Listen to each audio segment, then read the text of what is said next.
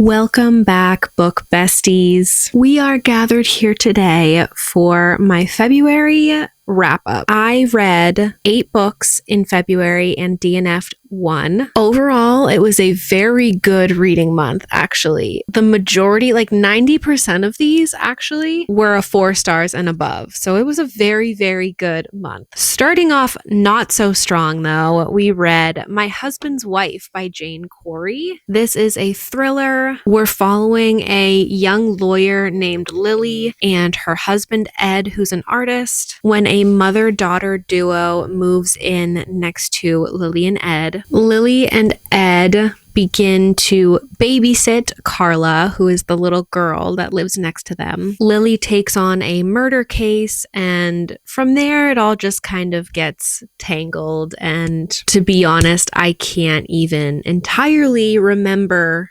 everything. Or maybe it's that I just don't want to, because I gave this a 2.5 stars. This was not very good. It was slow. If I'm going to read a thriller, I want to have heart palpitations. I want to be flipping the pages so fast that they're catching on fire. And this was not that. The plot twists were super, super predictable. There was lots of twists and turns where the author was kind of trying to throw you off, but it really just kind of became like a tangle of nonsense, in my opinion. Yeah, just not very good, guys. Next, I picked up Onyx Storm by Rebecca Yarros. This is the 3rd book in the Empyrean series. It came out at the end of January. This series is about a war college that has dragons, and the riders bond to the dragons, and if you didn't already know what this is about. I don't know if I just went into this with extreme expectations or what. I really, really loved this. I did give it a 4.25 when I was kind of expecting it to be a 5 stars, but 4.25 is still so good. I really enjoyed this. I feel like this book is a lot more politics heavy, which I feel like was good. I feel like this book was almost like foundational, like almost like a bridge book, in my opinion. There was a lot of action. The romance was a lot better in this one than it was in Iron Flame, and we got a lot of really good, useful information in this one, and the cliffhanger in this one has got me begging Rebecca Yarros to start writing the 4th book. So yeah, absolutely love this one, guys. Next, I read The Maid by Nita Prose. I've been highly anticipating this one for a long time. In this, we're following Molly Maid, and she is a maid at a hotel. She is neurodivergent, clearly, and has a very hard time with social cues and understanding how to communicate properly with people, but also has a hard time understanding people and their facial expressions. She takes things at face value, as a lot of neurodivergent people do. And one day she finds a very important hotel patron dead in his bed. And from there, the police actually think that she is a suspect because she is acting weird or funny because of her neurodivergence. I really liked this one. I gave it a 4 stars. I loved the cast of characters in this. It felt like an Agatha Christie novel where there was like a ton of different characters, and you couldn't really tell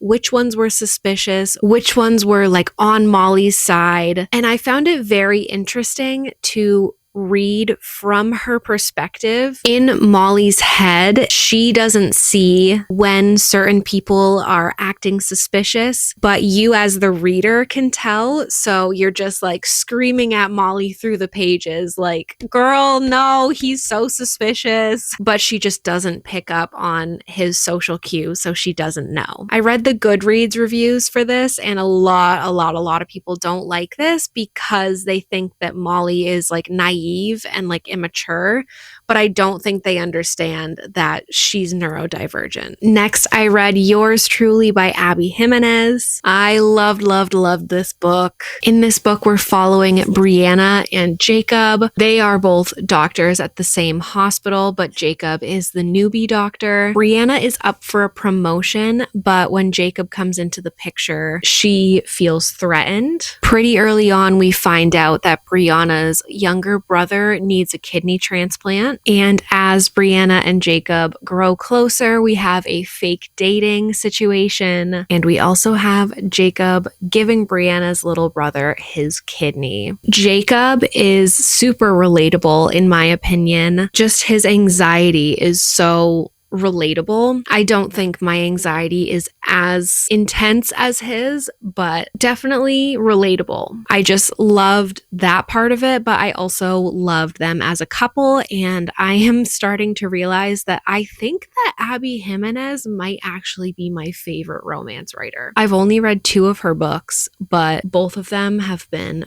really, really good. I actually think I like them better than some Emily Henry books. So I gave this a 4.5 stars. Absolutely loved it so much. This is definitely going to be one that I want to reread in the future. Then I read Harry Potter and the Goblet of Fire. If you didn't already know, I'm doing a Harry Potter reread this year. I was really excited to pick this one up. This is the 4th book in the Harry Potter series, if you didn't know. Sorry guys, my camera died.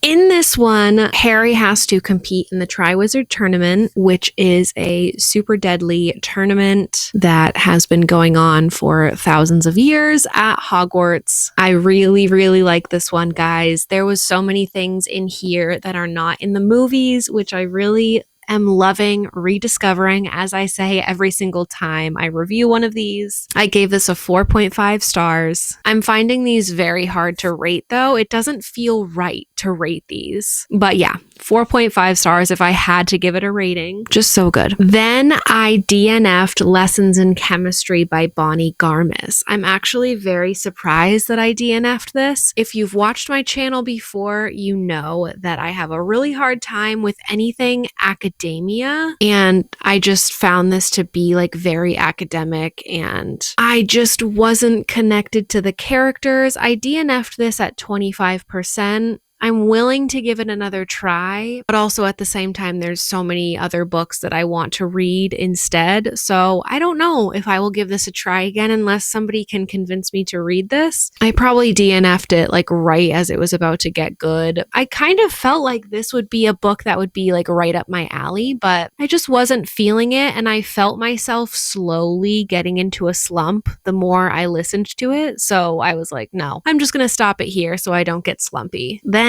I read Funny Story by Emily Henry. In this, we're following Daphne and Miles. Both of their significant others left them for each other's significant other. And Daphne had nowhere to go, so she moved in with Miles as Miles' roommate, while their ex-significant others went off together. Daphne is a librarian, and Miles does a bunch of different things, but mostly we see him working at a restaurant. I believe it's a winery. And they just get closer and closer, slowly but surely. Miles starts to go to Daphne's little readings that she has for kids at the library, and Daphne starts bringing her friends to Miles's restaurant, and they start going on little fun adventures together. It's just so cute, truly so freaking cute. And I felt like the third act breakup was pretty valid, which always brings romances up a point or two, because I can't stand a third act breakup that makes no sense whatsoever. So I really loved this. This has taken the number 2 spot in my Emily Henry rankings. I still need to read Book Lovers. Is that it? I also have The Love That Split the World by Emily Henry, which is her debut, and nobody talks about that book. So I think I've read all of them except for Book Lovers, guys. Wow, that's crazy. I'm going to have to do an Emily Henry ranking soon. I ended up giving this a 4.25 stars. Absolutely loved it. I loved this couple. I just loved them individually and together. And I also liked that Miles just felt like a different kind of guy. I don't know. And I just liked it. Then I read The Voyage of the Dawn Treader by C.S. Lewis, which is the 5th book in the Chronicles of Narnia series. In this one, our characters are on a ship going on a bunch of little adventures, and it's so cute, so fun. Just like all the other ones, it's just so magical and whimsical, and it's like right off the bat, like C.S. Lewis just jumps right into it. I gave this a 4.25 stars. It's just so cute and magical. Truly love this series so much. And the last book that I read, this tome of a book, Mother of Death and Dawn by Carissa Broadbent. This is the third and final book in the War of Lost Hearts trilogy. This series, the books just get better and better. I thought this was a really great wrap up to the trilogy. The ending was very satisfying. I gave this a 4.75 stars. Absolutely loved it. I am in love with these characters. I already miss them. If you guys like having like the POV of the villain, you should totally read this. Yeah, I loved it. I loved all of the POVs. If you don't know, this series is about Tisana. She escaped from slavery and she goes to the Orders, who are these powerful magic wielders, and she tries to convince them to help her free the rest of the slaves in her homeland. They agree to this, but she needs to do something for them, and that thing is very intense, very scary, and not something that she was expecting. And her decision to do this thing for the Orders sets up the whole entire series, and it's just so freaking good, you guys. If you love romantasy, you would love this. I would love to know if you guys have read any of these books before, or are any of these on your TBR. I would love to chat with you guys in the comments. Let me know what you read in February, and if you have any book recommendations. I always love a good book recommendation, guys. But until next time, bye!